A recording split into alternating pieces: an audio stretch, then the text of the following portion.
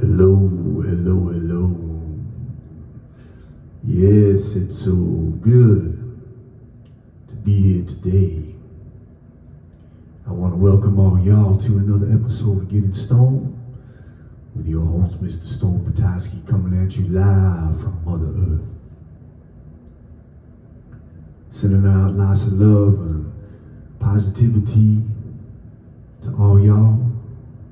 I want to say thank you from the bottom of my heart for anybody who stops on by, gives this humble little shoreline a listen. It definitely means so much to me that someone would do that, would take their precious time to spend it here. So to all my brothers and sisters out there in the world, I send all y'all a very, very, very love-filled hug. Yeah, you are beautiful. Indeed. So beautiful. So precious. Every single one of us. A precious, precious light on this earth. No matter what, no matter how low you might be feeling, you are still a representation of source, of the essence. Indeed.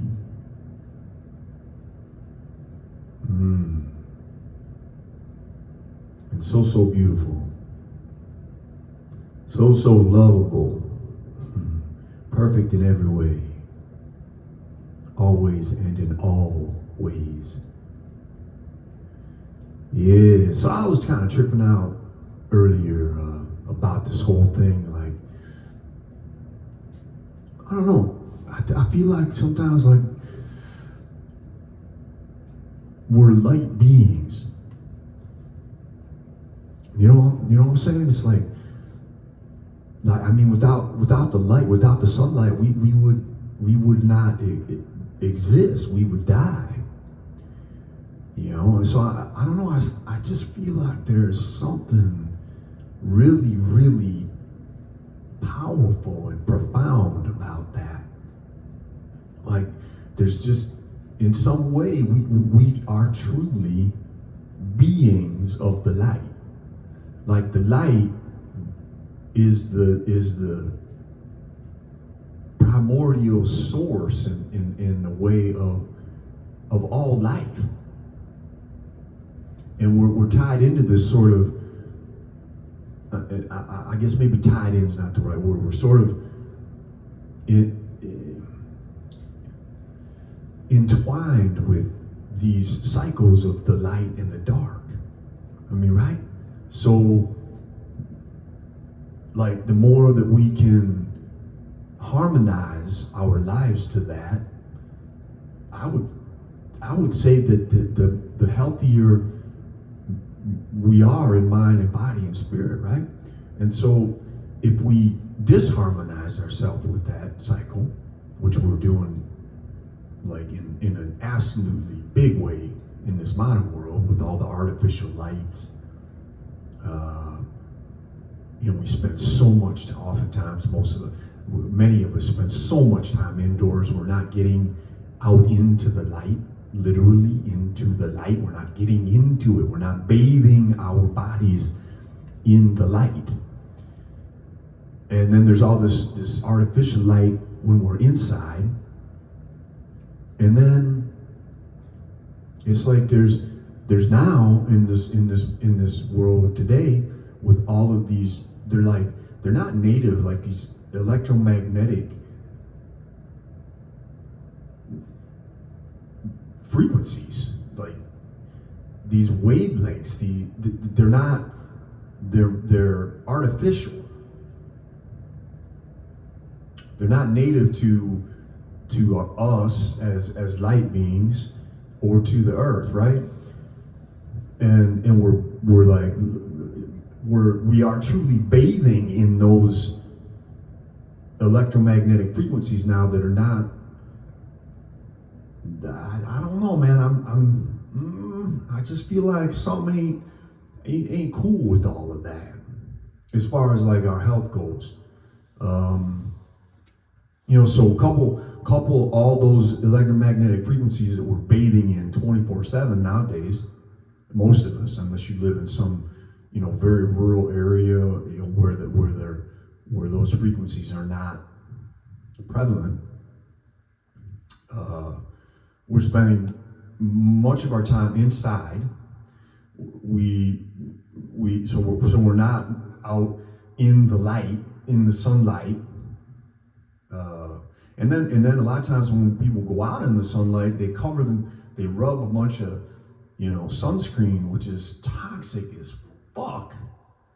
Honestly, all over our skin, and our skin it's truly our largest organ, right? So it's like it's such a essential part of our healthy bodily function, our skin. So you slather it up with these toxic chemicals that have nothing good about them, and who knows all the stuff that's in so many of these sunscreens.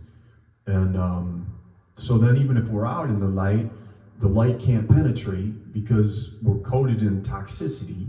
The whole thing is just crazy, and yet we think it's normal. I don't know, man. I don't even know what got me tripping about this earlier today, but here I am talking about it. So I think, I don't know, my opinion, I do believe we are light beings, and all the way down to like the cellular level. This is so important for our optimal functioning, with our, and I'm no scientist, I'm not a doctor, I'm none of these things. I'm just sort of an explorer. That's my thing.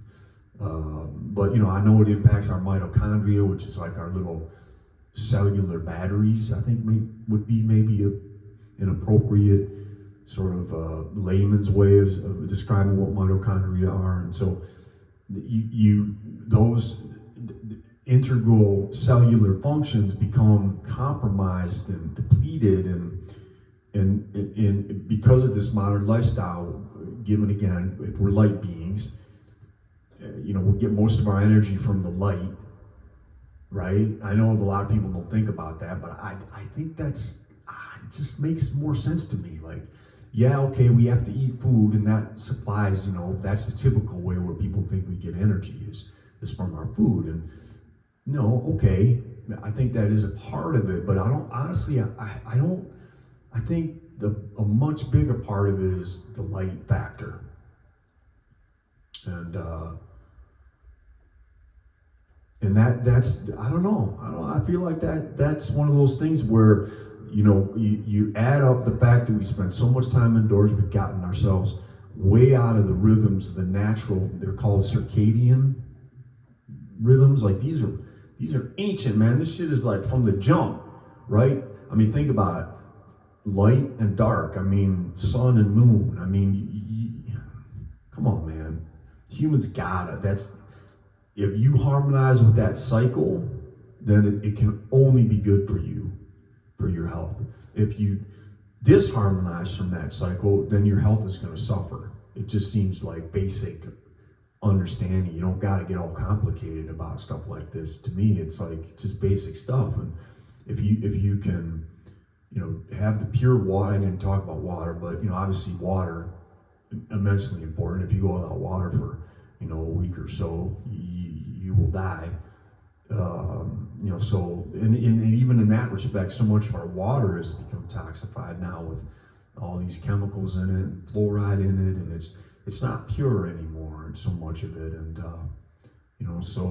more and more people are becoming aware that the food is become toxified with spraying all the glyphosate on it and all the herbicides, pesticides, the heavy metals, that get absorbed into our food, and all that stuff is certainly a little bit more into the mainstream way of thinking. But so I don't know. So to me, it's like get if optimal health is where you're aiming for, and a lot of people that's not. And that's cool. That's their trip. But I would say, to me, it seems like you want to get outside.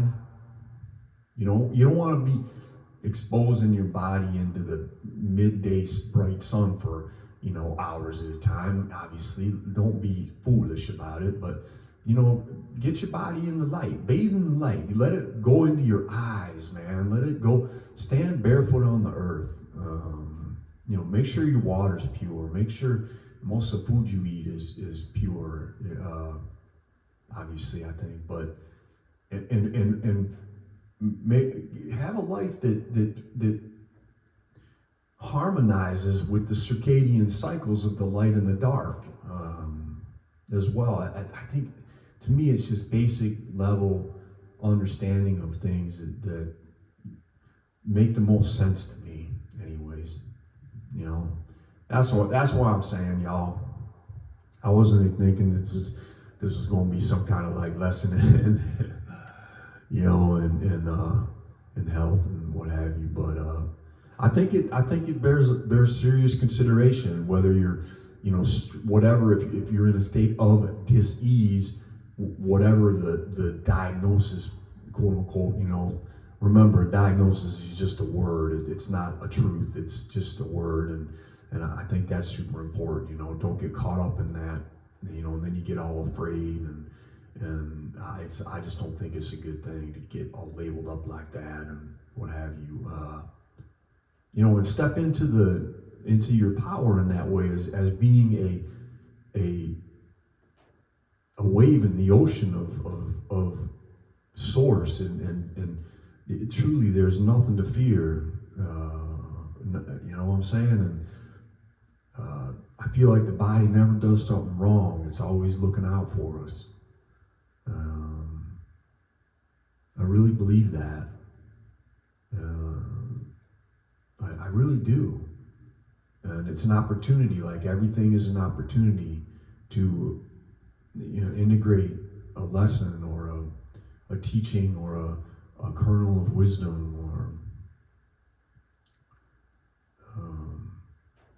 sometimes the hardest things are the most meaningful things for us. And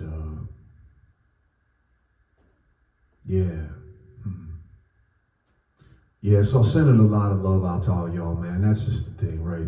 Just know, feel that love, feel that bathing, glorious. You are lovable. You matter. You are a radiant child of whatever you want to say, God or the Great Spirit or the essence of all that is. That is you, brothers and sisters. It is. I truly do believe that. Right on. All right, enough of that chatter on my end of things. I'm gonna read a little bit by this cat. His name is Derrick Jensen. I think this dude is really hip, and he's a hell of a writer. He's put a bunch of books out there into the world, and I think he's just, he's a genuine cat. He's trying to share his insight and his wisdom and his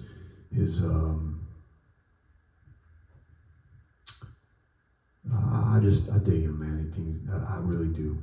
So this is from his book titled "The Culture of Make Believe," and this is the I guess maybe the epilogue or what. It's the very, very end of it, but it's called "Coming Home." This particular chapter. Again, "The Culture of Make Believe" is the book. It's by Derrick Jensen. And this chapter opens with a quote by J.C. Smuts, and the quote is, "When I look at history, I'm a pessimist. But when I look at prehistory, I'm an optimist." All right, Derrick Jensen, y'all. Sometimes when I've spent too many hours crying over sources, or when my eyes have grown fuzzy from too much time spent staring at the screen, trying to fashion the next sentence, I'll turn off the computer and step outside. Cats roll in the sunshine and dogs run toward me to put their heads on my lap. Through and behind the panting of dogs, I hear bird songs in the thick trees that surround my home. The birds call back and forth to each other, and each time I hear them, just as each night when I hear frogs sing outside my window, I know that I am listening to the most beautiful sounds in the world. Earlier today, I walked to the creek where last winter I saw coho salmon spawning, and I saw hundreds of tiny fish, silver with small dots, the next generation, for now still surviving. When I returned, I sat again outside and I watched the cats, patted the heads of the dogs, listened to the bird songs, and knew that I had everything any human being could ever want. For years now, since I was 13, I've kept thinking about that slim, dark-haired woman, the one about to be shot, and how she pointed to herself and told her age. She was, I believe, bringing home to the man watching, in as succinct a way as possible, that she was a unique human being. She was alive with a past and a present, and until then, a future. This book began as an exploration of hate in the Western world, and it ends really with the end of life on the planet. The problem, as near as I can see it, is the valuing of the abstract over the particular, of production over life, of economic and other systems over living beings, be they humans or rivers or polar bears, of our preconceptions of what niggers or Chinese or Irish dogs are supposed to be, instead of this black man, this Chinese woman, this Irish man, complete with his or her own cultural and personal histories, with desires and hopes and fears.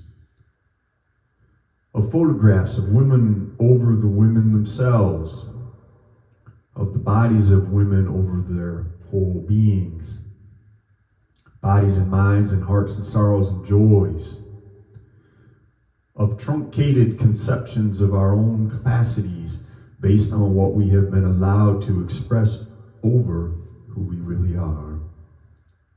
The problem is simply that of seeing ourselves and others as instruments to be used instead of people to be enjoyed in relationship.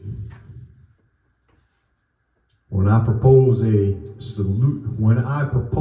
as a solution to this problem of the ascendancy of abstraction, is a return to the particular.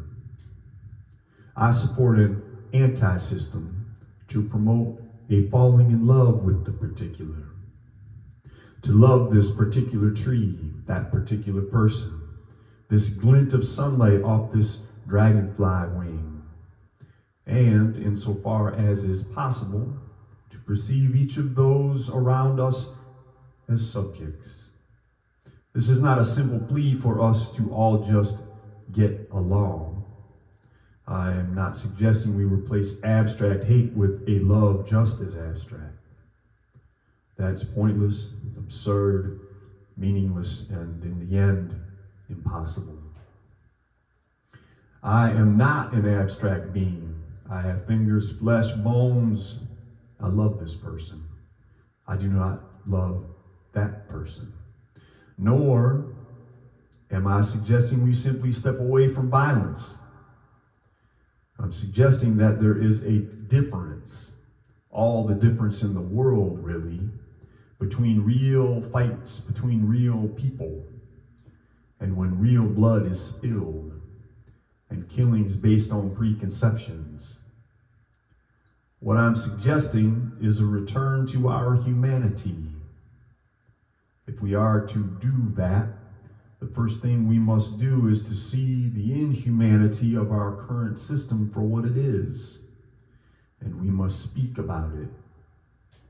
If the first rule of a dysfunctional family or society is don't, the first rule of a functioning society is do. Talk about it. Speak out. Like Ham, Noah's curses be damned.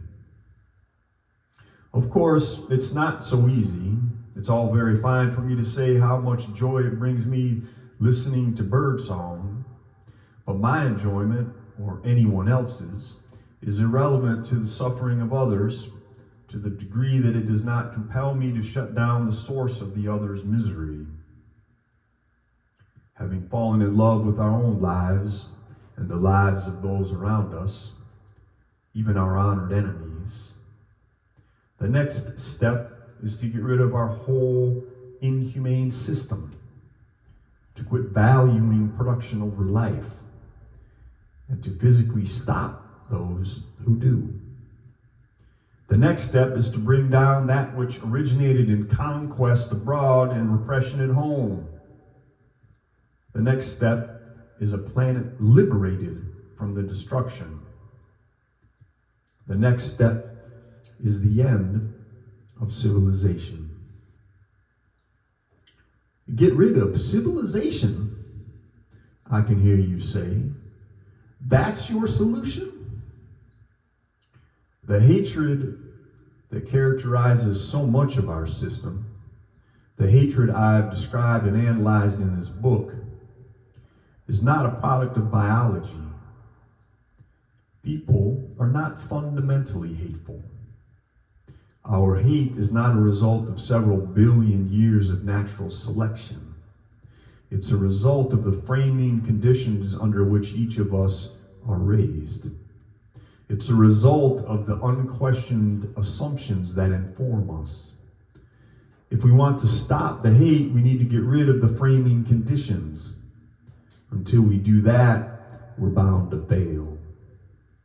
So yes, that is precisely my solution. We need to get rid of civilization. Maybe that seems absurd to you. It doesn't to me.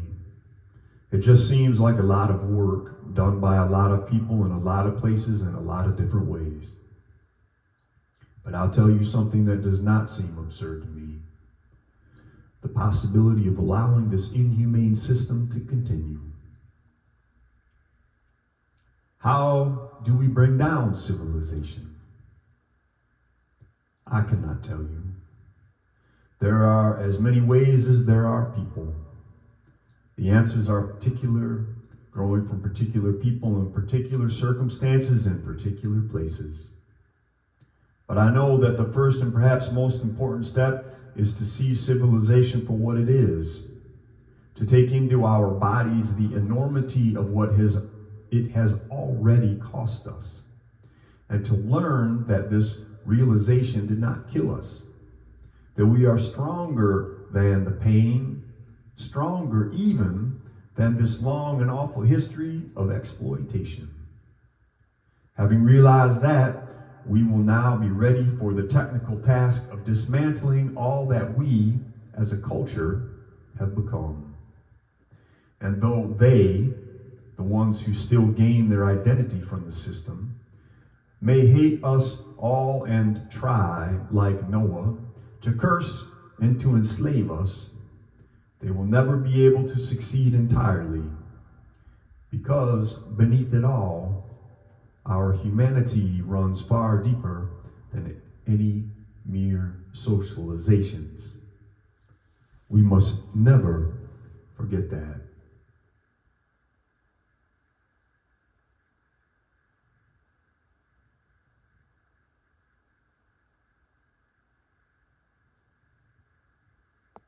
Once upon a time,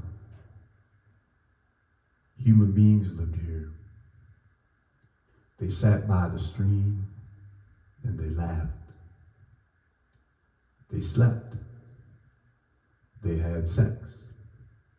They caught salmon. They ate them. They quarreled with their neighbors. Sometimes they even fought. Their children lived here, and their children's children, and so on forever. Eating the children of the salmon, quarreling with the children of the neighbors, fighting the children of the neighbors, celebrating with the children of the neighbors, marrying the children of the neighbors, and having children with the children of the neighbors. They lived and slept in the sun and felt the sun on their faces in the morning. At night, when they were tired, they went to sleep. And the next morning, they got up and they sat by the stream and they laughed. This is how human beings lived.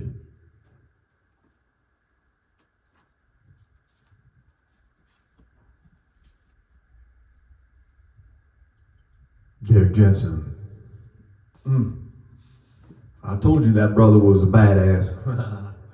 Thank you, Derrick. Thank you so much, my man. You know, your words, your words, your books, your incredible passion for what you believe in has had a profound impact, positive impact on my life. And I appreciate you. I appreciate you so very much. So very much, sir. Thank you. I love how that last little part of what he wrote there tied into what I was talking about at the jump, you know, about the light and all that stuff. I mean, see, that's again one of those synchronicities that I just love when they come up like that.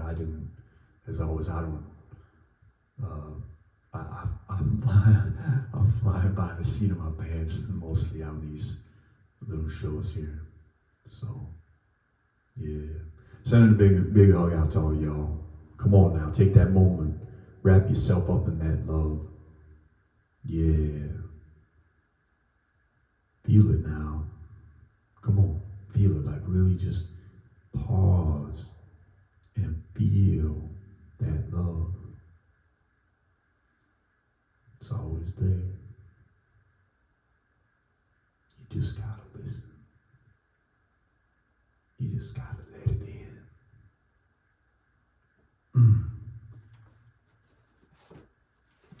All right, let's read a poem here. This woman, I've read some of her stuff before. Her name is Anne Sexton. We're just gonna.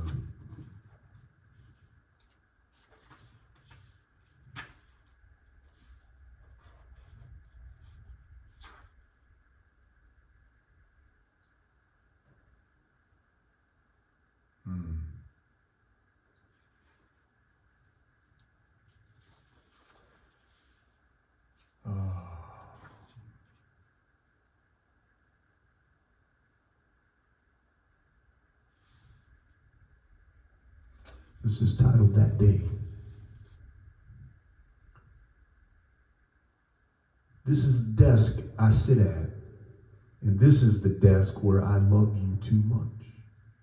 And this is the typewriter that sits before me, where yesterday only your body sat before me, with its shoulders gathered in like a Greek chorus, with its tongue like a king making up rules as he goes, and with its tongue quite openly like a cat lapping milk, with its tongue, both of us coiled in its slippery life. That was yesterday, that day. That was the day of your tongue that came from your lips, two openers, half animals, half birds, caught in the doorway of your heart. That was the day I followed the king's rules, passing by your red veins and your blue veins, my hands down the backbone, down quick like a fire pole. Hands between legs where you display your inner knowledge, where diamond mines are buried and come forth to bury. Come forth more sudden than some reconstructed city. It is complete within seconds, that monument. The blood runs underground, yet brings forth a tower. A multitude should gather for such an edifice. For a miracle, one stands in line and throws confetti. Surely the press is here looking for headlines. Surely someone should carry a banner on the sidewalk. If a bridge is constructed, doesn't the mayor cut a ribbon? If a phenomenon arrives, shouldn't the Magi come bearing gifts? Yesterday was the day I bore gifts for your gift and came from the valley to meet you on the pavement. That was yesterday, that day. That was the day of your face after love, close to the pillow, a lullaby. Half asleep beside me, letting the old-fashioned rocker stop. Our breath became one, became a child breath together, while my fingers drew little O's on your shut eyes, while my fingers drew little smiles on your mouth, while I drew I love you on your chest and its drummer and whispered, wake up. And you mumbled in your sleep, shh, we're driving to Cape Cod. We're heading for the Bourne Bridge. We're circling around the Bourne Circle. Bourne. Then I knew you in your dreams and prayed of our time, that I would be pierced and you would take root in me, and that I might bring forth your born, might bear the you or the ghost of you in my little household. Yesterday I did not want to be borrowed, but this is the typewriter that sits before me, and love is where yesterday is at.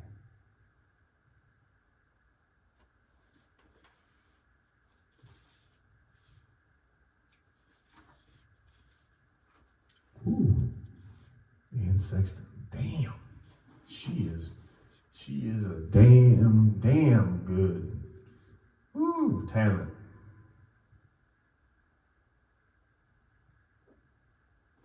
All right, let's do one more. We just can't do one. Let's do another one. One more.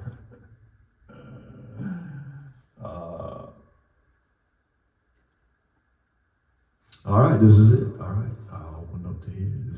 This one's called what? The Bird with the Human Head Knew. I went to the bird with the human head and asked, please, sir, where is God? God is too busy to be here on earth. His angels are like 1,000 geese assembled and always flapping. But I can tell you where the well of God is. Is it on earth? I asked. He replied, yes. It was dragged down from paradise by one of the geese. I walked many days past witches that eat grandmothers' knitting booties as if they were collecting a debt. Then in the middle of the desert, I found the well. It bubbled up and down like a litter of cats. And there was water, and I drank. And there was water, and I drank. Then the well spoke to me. It said, abundance is scooped from abundance, yet abundance remains. Then I knew.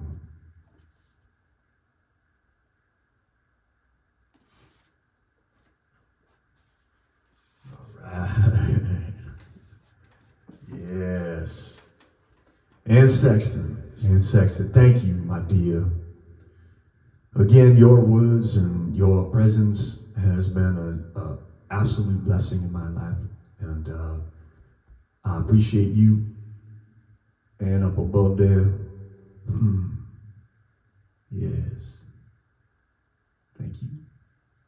Thank you, sister. All right, let's do a tune.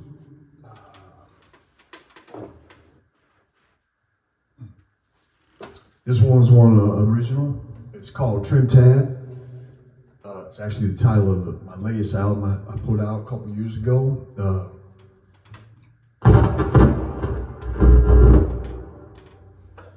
Sorry about that. So yeah, so trim tab is just this little thing, just in case you don't know. It's just this thing Buckminster Fuller came up with, and it's like on a rudder of a ship, like a giant ship, right? It's got these huge rudders, but it to turn a giant ship takes an enormous amount of, like, I don't know what the word would be, but it is not easy. Let's just say that, in the water, right? And so there's this, Buckminster Fuller came up with this thing called the trim tab, and it's this tiny little part of the rudder that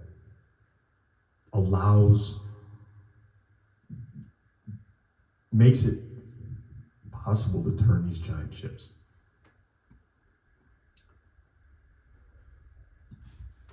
So I got inspired by that, and I thought, each of us, like each of us humans, is a trim tab, right? In the way I see it, we think, oh, what can I do? There's 8 billion people on the planet, and the Earth is going around in the universe, and I can't do anything about any of that. There's nothing I can do. And maybe so. Maybe at the end of the day, I don't know. I'm gonna take the idea that there is something we can do, each of us, and I believe that. That's what I believe.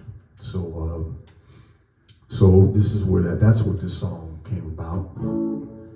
That's where it came from. This idea that each of us humans is a trim tab, and so, anyways, here we go.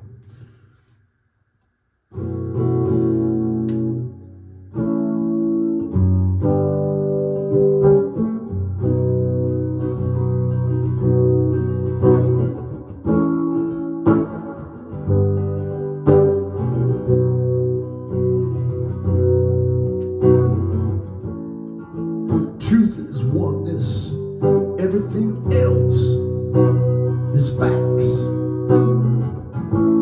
So get to work, carving your dreams with your axe. This is your ride, put your trim tab to work and abide. No one is waiting for you but you. The obstacle is the way, every moment's a lesson. So lean into the trip, whether it brings curses or blessings. This is your ride, put your trim tab to work and abide. No one is gonna save you but you. We suffer more in our imagination than in reality. Your personality creates your personal reality. This is your ride, put your trim tab to work and abide. No one is here to uplift you but you. Talk is cheap, your actions define you. So put away your expectations and live your truth. This is your ride, put your trim tab to work and abide. No one is here to love you but you.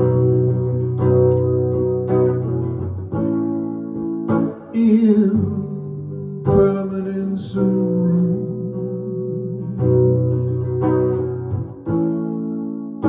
Impermanence rule.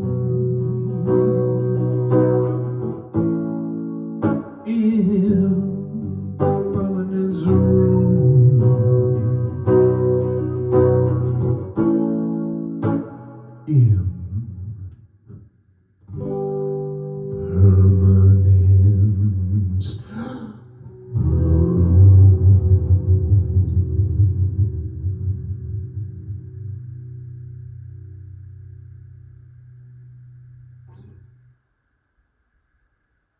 Yes. Trim tab, y'all. All right. Sending lots of love and positivity and good vibes out to every one of y'all. May peace and joy and love and light shine brightly upon you. Until next time, this is Stone Petoskey saying peace.